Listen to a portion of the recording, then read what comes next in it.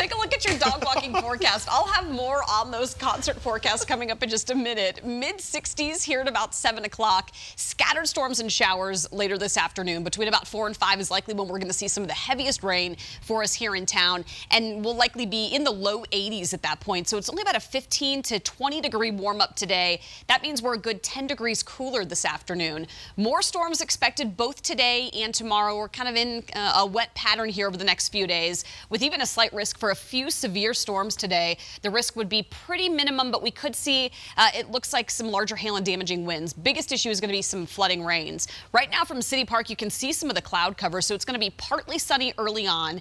Low to mid 60s. It's a little cooler this morning. Yesterday at the same time, we had some low 70s, 40s and 50s in the mountains right now. Now, where you see the darker green, that's a marginal risk for severe weather. So that would be, again, some of the larger hail and stronger winds. Really, one of the bigger concerns, though, is going to be across southern Colorado. That's where some of the heaviest rain is going to fall. We could see in some cases about 1 to 2 inches in just about an hour. So we're going to be watching for that, potentially some localized flooding with these storms. Here's what that looks like timing-wise. We should see by about 9:30 to 10 o'clock a little clearing. So you're going to get a brief hit of some sunshine this morning, 75 by 9:30, and then we'll get into the low 80s by early afternoon. As early as about 1 to 2 o'clock is when we'll start to see some of those thunderstorms and showers roll through. They'll pick up some steam as they roll east, a risk that a few of those could turn a little bit stronger, likely east of I-25, and that's at about 6:30. So as people are heading downtown, getting closer to Coors Field for the Billy Joel concert, you are still going to find a few storms and showers, but again, I think the brunt of that heavier rain